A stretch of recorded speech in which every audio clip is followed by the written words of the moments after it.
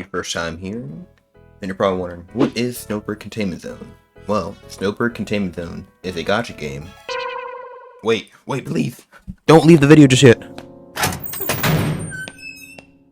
Basically, the easiest way I can explain this, or explain Snowbreak, is similar to other kind of hero-like shooters, visual novel qualities. Arguably has a better gacha system than most games on the market. Wink wink. In this video, I want to express my love for Snowbreak and maybe why you will too. Editor's note. Is currently version 1.3, so if anything sounds somewhat old, that's probably why. I'll start off by talking about everything good about the game, and later on move to more the meh stuff that's kind of indifferent. First, a brief overview of the story. When first starting the game, you awaken in a pod on the Milton spaceship, and are prompted to quickly evacuate the space pod. Later on, you learn that you, the main character, called the Adjutant, went on a mission to retake it that ended terribly. Because of this, and your past achievements, you are given the role to command hot women on the battlefield. Oh, and you have 2 organs inside your brain with a chance of losing your sense of reality. Did I say that? You didn't have to cut me off. That's basically the story without any major spoilers. Now for my second favorite reason as to why I play this game. The gunplay. I was gonna say something else there, didn't you? Every character is insanely unique, all having a standard skill, a support skill, and an ultimate. Also being able to equip them with different elemental guns, making it effectively pretty infinite. You can infinitely build your character up is what I'm trying to say, for different builds. Like any other gacha game, your stats will mainly come from RNG statistic pieces. However, firstly, crit isn't the only stat you need to make any good build. It's merely attack percent. And secondly, if you need a better piece than the one you already have, it costs almost nothing to feed your old piece to your new piece and just make it your next overpowered piece. The main reason why I got hooked to Snowbreak was the strategy aspect, since every character you use could determine if you get the sweet in-game currency. Seriously though, if you don't have a plan of some sort while playing the in-game content, you will probably get your shit rocked.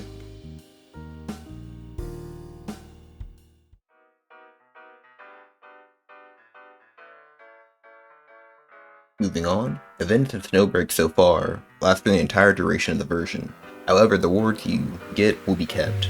Well, of course, my rewards will stay with me after I complete the event. If I could finish, rewards in this gacha game kind of remind me of achievements in shooter games such as Apex or COD. Currently, there are 2 badges for this current event in 1.2, and last version we had 2 limited time avatar banners. Obviously, I'm comparing 2 different genres, but my main point is Snowbreak gives you a decent objective to work towards, unlike other gacha games. I would say majority of the game modes, the events are quite fun.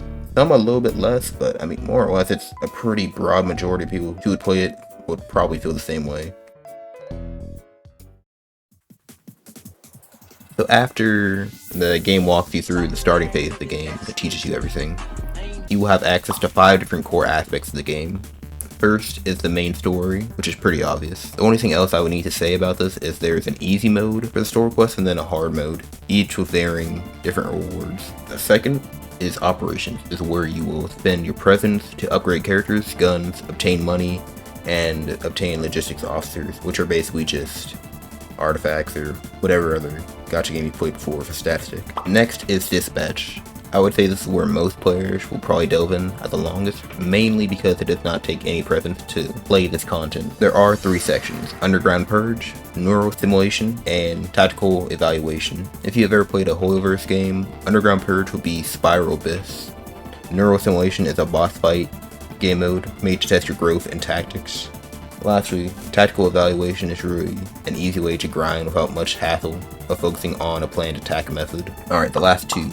Personal File is basically where you learn more about your character and freely earn manifestation tokens, which makes your power levels rise. Now that's the only way I can really put it. And lastly, Gigalink. It's just multiplayer. That's about it. Now I could go on and on about very small and minute details about the game that's just like, oh my god, it's so amazing. But you can play it for yourself and figure things out. But without further ado, the bad, quote unquote, not really, So basically, the first thing I should probably mention is that the first 2-ish months of global release is that global players had a slight disconnect with the company. You might be asking why, and the answer is a little complex, but ultimately it came down to the communication between global and the company was not really there. But when communication between CSUN Games and the CN community, the CN community basically had a lot more conversation, to put it. Let's put it, yeah, conversation. And the marketing was a lot better. But when it came to global, we barely got anything really showy, and some things were even very confusing. However, later on, CSUN Games apologized and promised to do better by gold players. Sadly enough, the marketing hasn't changed as of yet, but next is a less controversial one. However, what CSUN Games did next was truly unforgivable, truly fucking degenerate, truly fucking disgusting, and I cannot forgive them. They took fucking hot husbandos out the game. How fucking dare they? I'm leaving that in. They probably took out male characters forever, so maybe it isn't that big of a deal, but to me, the reason was absolutely stupid, and they even had to change the story just to fit, so that their community could basically, the CN community basically said only like big titty anime women, and if there's any dudes in this game, your fan base will fall off the place of the fucking earth. Yeah, listen, it might not be that big of a thing. I might be dick riding male characters right now, but CSUN rides the CN community's dick harder, and I refuse to not stand on that. Alright, I'm good now, but I swear, man. And now on to the next topic, the rebate event. Now, if you don't know what a rebate event is, and you haven't ever heard about it, you're like, man, what's a rebate event? The rebate event was probably one of the most controversial things in the community.